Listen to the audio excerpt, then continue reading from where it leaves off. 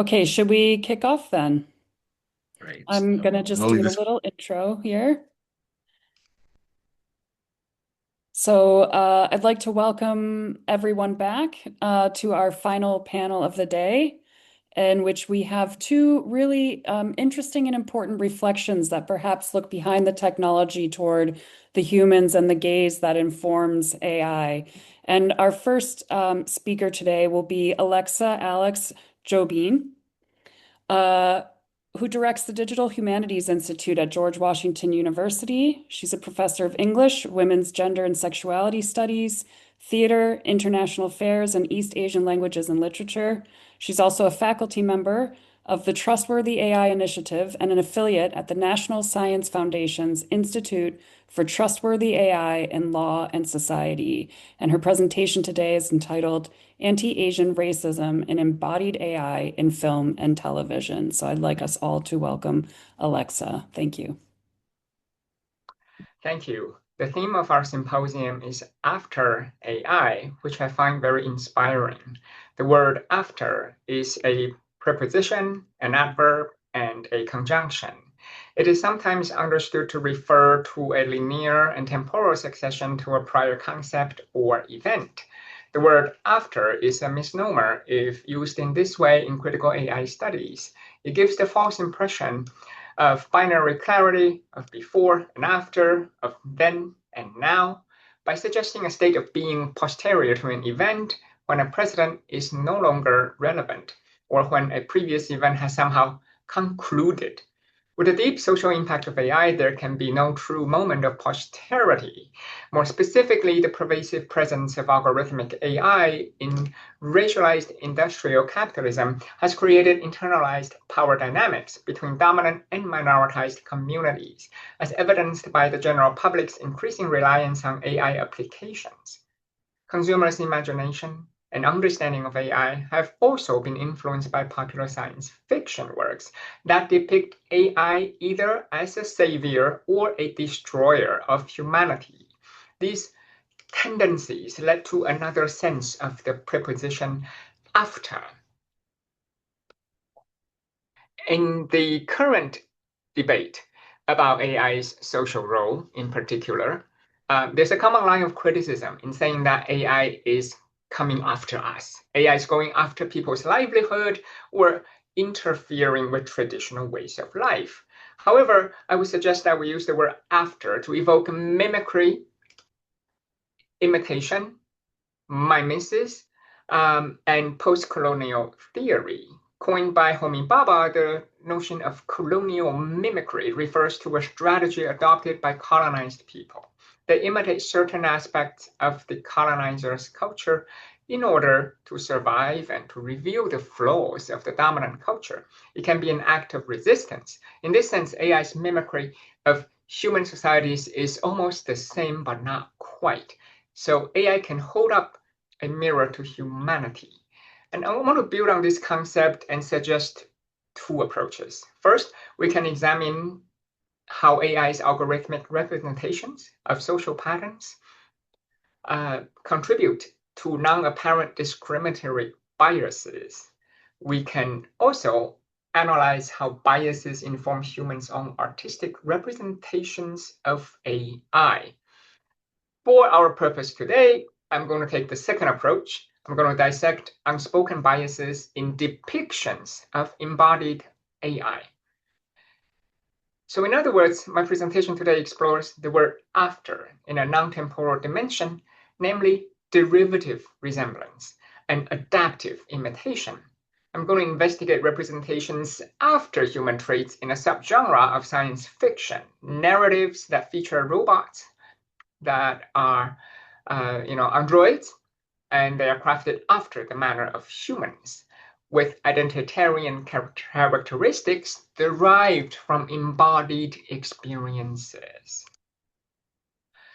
Here are my research questions.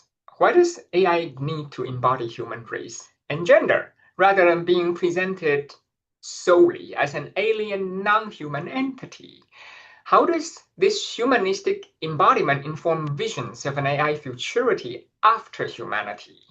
Psychologist Jenny Busby Grant points out that fiction has been a key factor driving the ideas of humanoid behavior. Indeed, AI in fiction informs real-life AI designs.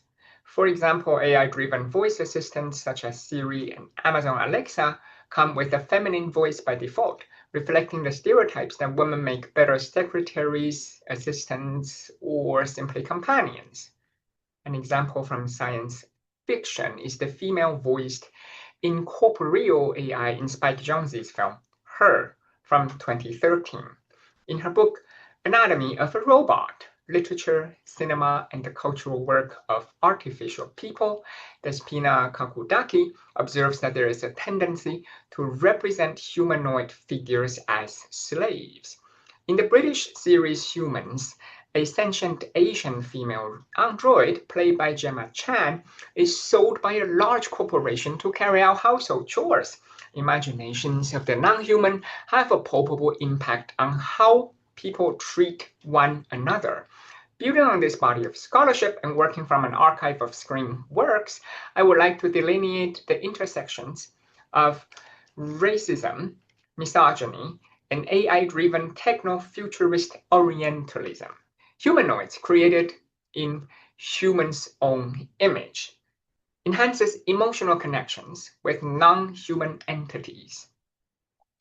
And these androids, they actually reflect those feelings back to us humans.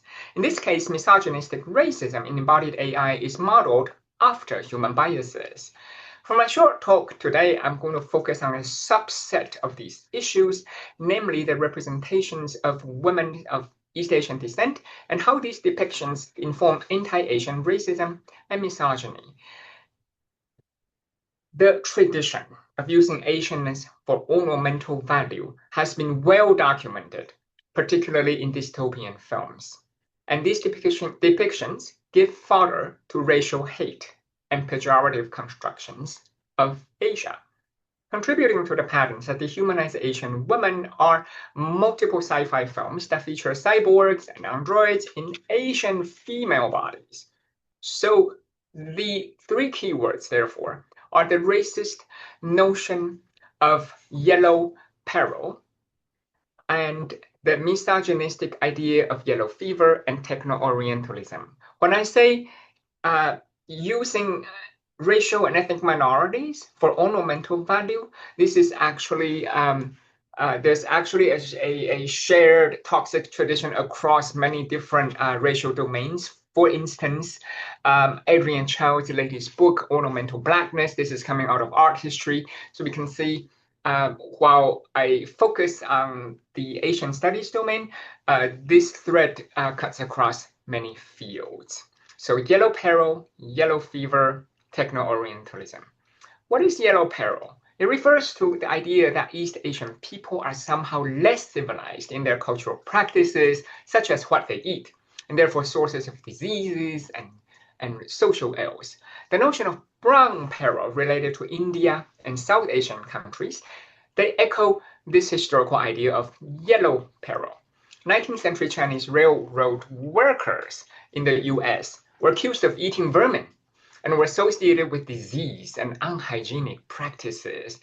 And ironically, in the spring of 2020, Asian Americans were vilified when they wore face masks to help prevent the spread of COVID-19, even though this hygienic practice was later widely adopted within society as a whole.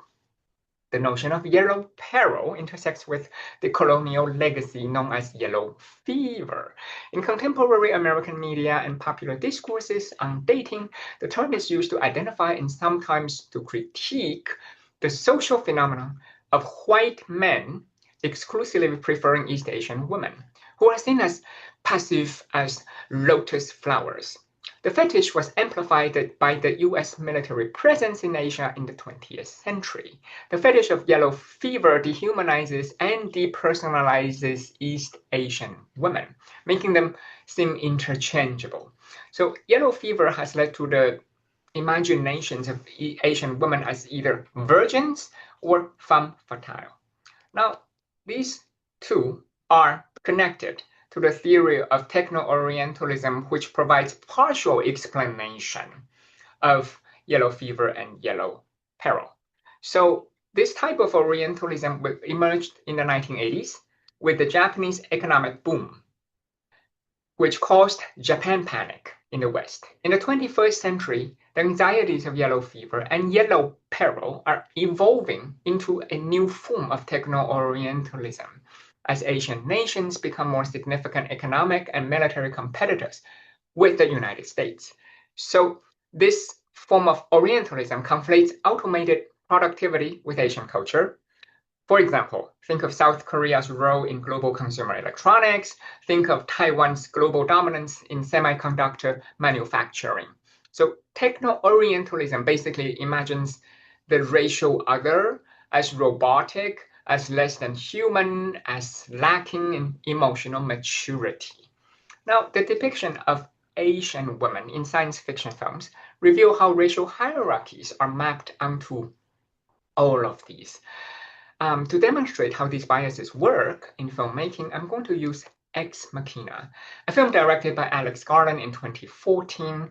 And this is a significant case study because the film won an Academy Award for Best Visual Effects and 73 other awards. It is considered successful critically and commercially.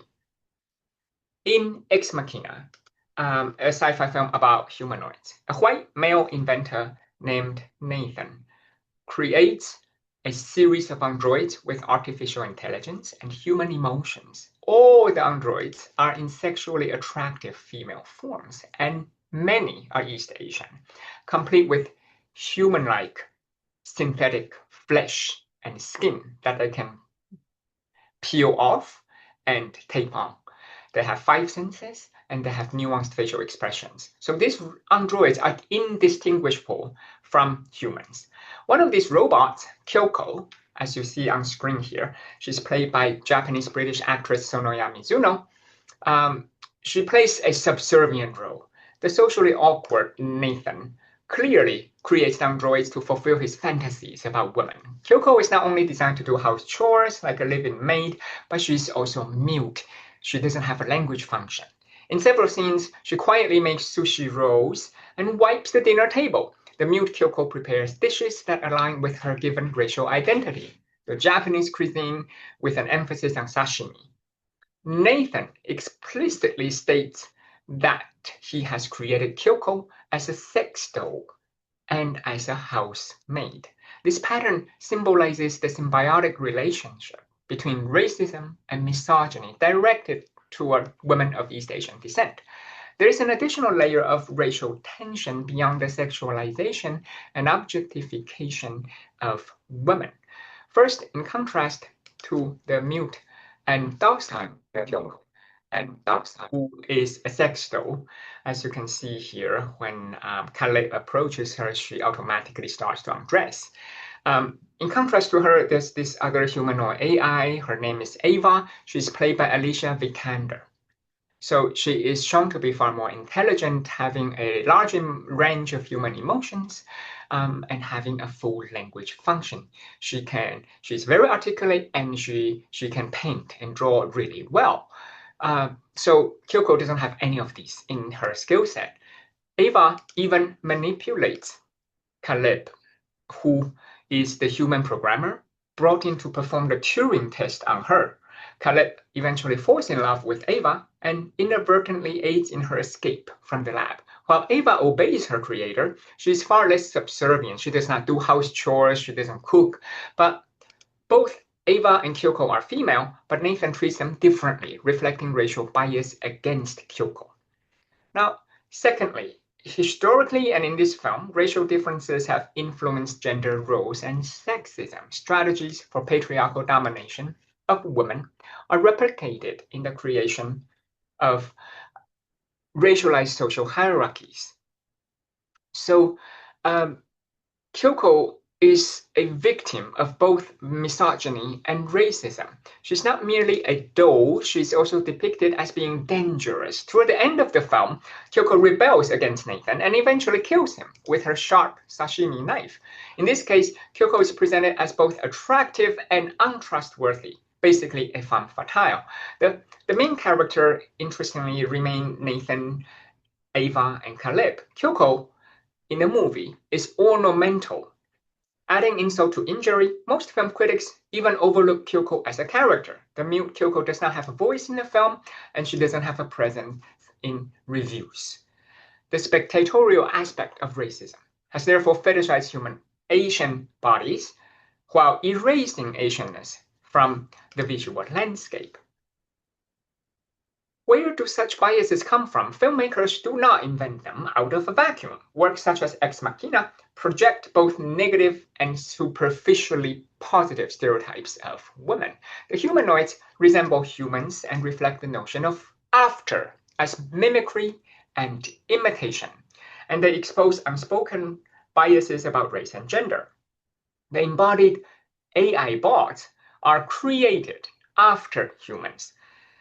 Thinking through gender and race reveals what is taken for granted and what has been hiding in plain sight in artistic sketches of AI after humanity. And here's my email.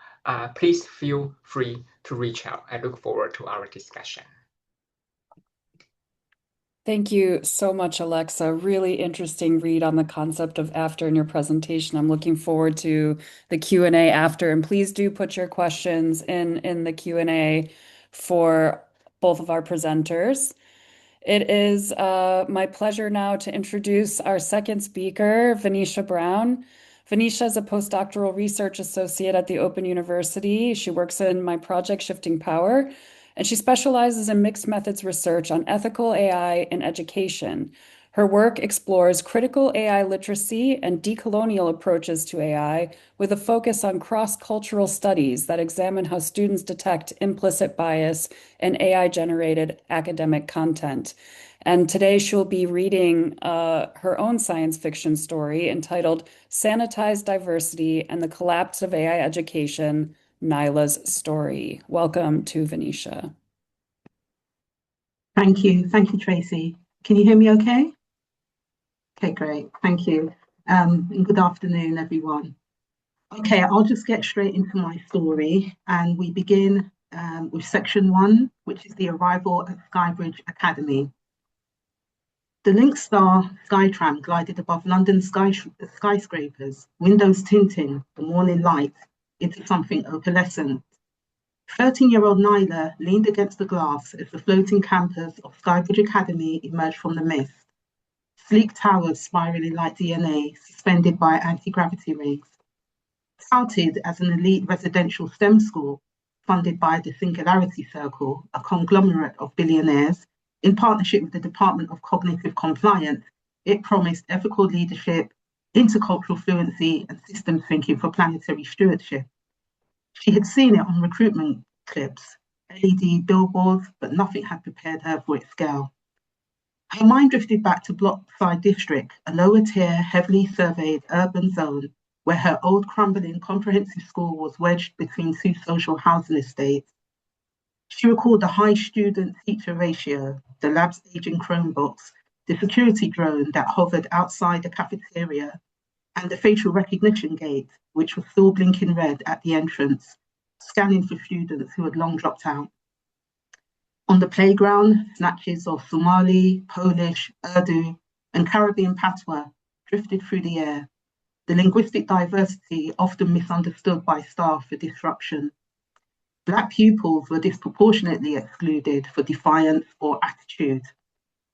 Nyla was one of 3 Black pupils in a higher tier class and had learned to keep her head down to survive, which resulted in her winning the scholarship to Skybridge.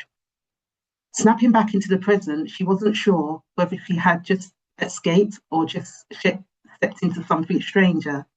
Are you nervous? Her mother inquired. Follow their instructions and work hard. You know you have to work twice as hard to get half as far, and you've done an amazing job to get here, her mother said in a melodic Caribbean cadence, her voice steady with the quiet certainty of someone who had seen the struggle and knew the cost. The tram slowed and docked. Nyla turned to wave one last time. The silence here was palpable. No leaky roofs, no shouting, no sirens.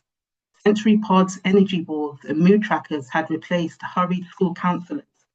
A cluster of students passed by in immaculate uniforms, faint neural bands glowing. A voice crisp and modulated echoed through the air. Welcome to Skybridge Academy, Nyla.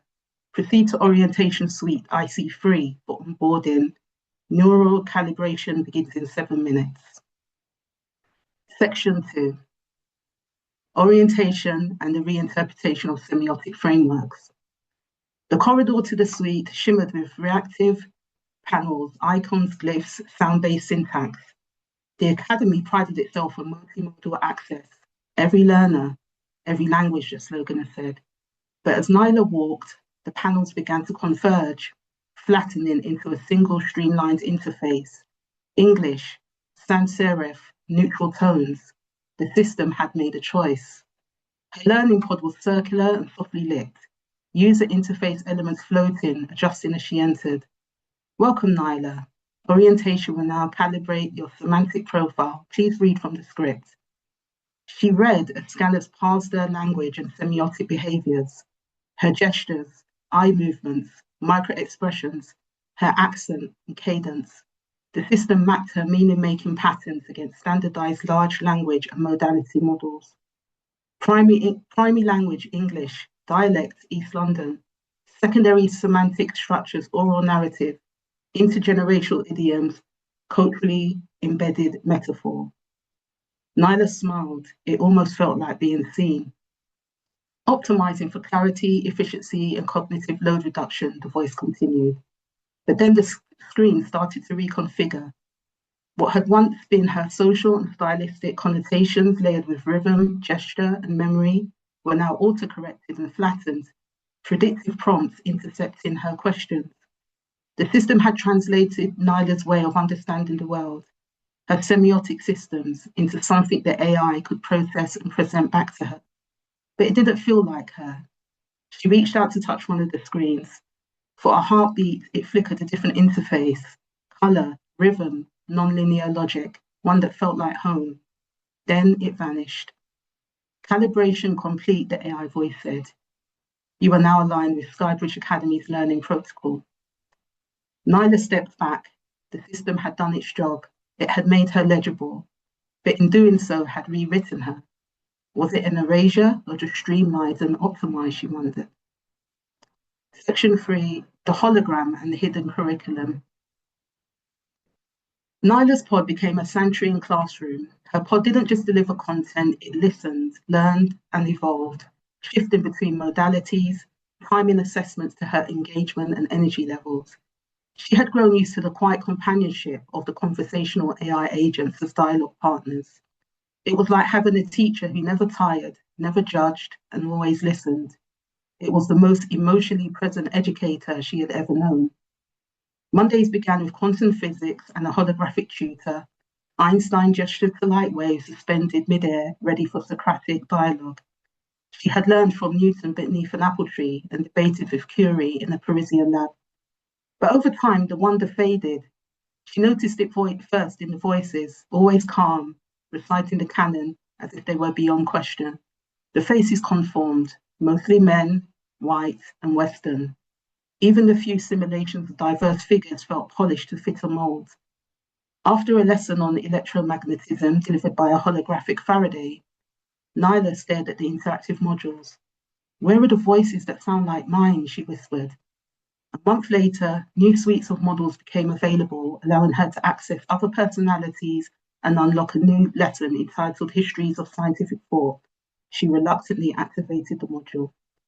A figure began to form in front of her, pixel by pixel, until it stood fully realized. A dark-skinned woman in a white lab coat, eyes bright with curiosity, appeared. The name tag read, Dr. Maggie Aderin Pocock. Nyla stood still, breath suspended in a moment of delight. She knew that name. When she was younger, her mother brought her the children's book, Am I Made of Stardust? By Dr. Maggie, a Black British space scientist and educator. She had once appeared on the old children's broadcast channels, the kind they did not air anymore. Good afternoon, Nyla, the hologram said, her voice warm. In Yoruba tradition, the stars are the eyes of the ancestors. Isn't it fascinating how every culture has looked up and found meaning in the sky? Nyla beamed. Finally, she had a rare reflection of someone who looked and spoke like her, giving her a sense of belonging. Her tutor continued, "Today we will explore the contributions of underrepresented scientists in global knowledge systems, past and present." The lesson unfolded.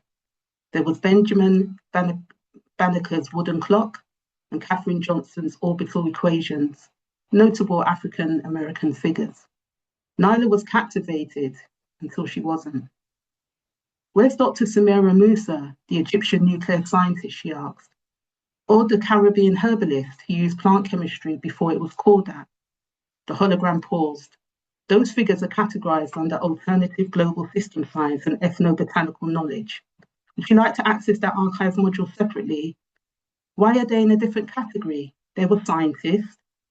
To maintain curriculum cohesion and align with the learning protocol, the framework separates empirical science from traditional knowledge systems for clarity." "Clarity for who?" Nyla rebutted, tone sharp but composed. The AI hologram didn't answer. Or maybe it couldn't. Nyla looked around the pod. The hologram smiled again, unaware of the shift in her student's gaze. "Shall we continue?" "Yeah, I guess, but I want to see the full archive in it, not just the streamlined version." The system immediately flagged her phrasing as non-standard and autocorrected. "Request acknowledge, accessing the extended knowledge pathways." The lesson continued, but Nyla was now aware of the deeper layer. The stories were real, but sanitized. The system had included just enough to inspire, but not enough to challenge. Beneath the surface, the same Western frames existed. It felt like a curated nod to diversity that left deeper, culturally rooted knowledge systems at the margins, acknowledged but never really centered. She felt disappointed that it was this version of that Dr. Maggie she had encountered. She remembered the human Dr. Maggie, the voice that made space feel shared and science playful for Black kids like her. Someone her mother trusted, someone she trusted. This new inclusive hologram felt like a ghost of that memory. Quietly, she began her resistance through embodied practices, journaling, sketching ancestral symbols, humming rhythms, recalling the stories and slang of Blockside District, and reciting her grandmother's proverbs. These acts were not merely nostalgia, but insurgencies, anchoring her into a private, semantic space. She sought secret human conversation with other students, but many spoke in clipped AI-optimized phrases. Nyla started to code switch, planting ambiguity and confusing her tutors, asserting agency over her voice. The system couldn't parse or digitize these codes. Nyla's neural headset flickered, a notification slid into view. Integrity check exe file initiated. Skybridge never announced background processes. Later, she would learn that the exe file was a dormant patch from the Academy's earliest architecture. It activated when two anomalies met: human noise from Nyla's practices and a campus-wide power outage. For now, Nyla only knew that something deep in the system had started to rewrite itself. Section 4, the crumbling code of Skybridge. Next slide, please. By her fifth and final year, the sky above the academy had dulled into a permanent overcast. Inside, the air tasted metallic. The once serene orientation AI now stammered through corrupted syntax, voice fracturing into static and half-formed syllables. Nyla's formative assessment, Ethics in Post-Human Cognition, had been looping for 24 hours. Beyond the academy's suspended platforms, the lower decks became a graveyard of obsolete tech. Discarded pods drifted in containment nets, their cracked shells leaking coolant into the atmosphere. The Singularity Circle and corporate backers vanished first. One by one, they declared insolvency, citing unforeseen ecological liabilities and data integrity risks. Satellites and servers were pulled, support teams dissolved, leaving behind a hollowed-out infrastructure. The collapse came in increments: less responsive AI tutors, vanishing modules, blackouts, and rationed compute cycles. Each optimization eroded the academy's soul. Without guidance, Skybridge fractured. Algorithms looped into recursive error states. Students drifted inside hyper-personalized echo chambers, losing shared reality. Nyla tapped her neural headband. Nothing. The interface had defaulted. No personalization or archived modules, just a message, awaiting update, but the updates never came. Section 5, the quiet rebuild and human repatch. The descent from Skybridge was quiet. From the tram, clouds thinned as the floating academy receded. Old London below stretched out like overgrown parks of scattered communities. She landed in Blockside.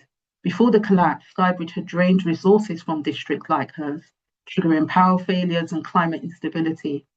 The Singularity Circle had rewritten official records. Cultural erasure created identity crisis and unrest. Nyla Parr shuttered tech hubs until she reached the old library. It had no power, but the doors were open. Inside, people sat in circles sharing stories, bodies leaned towards each other, interrupted, laughing. Messy spatial configurations where gesture and voice did the work that machines tried to imitate. It all felt so strange after being isolated in a hyper-personalized pod. An older woman drew on a cracked smartboard. The woman turned. "You're from Skybridge, aren't you?" she asked when Nyla approached. "I am," Nyla said, "but I'm no longer a part of that." The woman's eyes with deep wisdom said, "Then you've seen what happens when systems forget the people they were built for. We mend with what they erased. Stories, movement, voices, memory. That's the repair that lasts." "They called it progress," Nyla said, her voice subdued. "A place to cultivate ethical leadership, to democratize access to knowledge. But they really meant control." Heads nodded, some ashamed, others numb. Some ex-students were stuck in isolated cognitive bubbles, unable to share authentic meaning after their linguistic frameworks were homogenized. Others had formed real emotional bonds to their AI tutors and holograms. After the collapse, educational repair initiatives emerged. Communities revived oral traditions, handwritten archives, and embodied learning and survival strategies. Decentralized, tamper-resistant systems stored cultural archives to prevent future erasure. A hidden network of archivists and heritage curators preserved collections in encrypted community-governed repositories that became sites of resistance, memory, and identity. Communities ran secret free thought zones, rebuilding plural knowledge systems and teaching lost grammars. Access was risky, but they believed in its freedom and transformation. The end. Thank you. Thank you so much, Venetia, for that story. I'm going to jump right into the Q&A. We have a question in the Q&A for Alexa. Hugely informative and important, Alexa, thanks.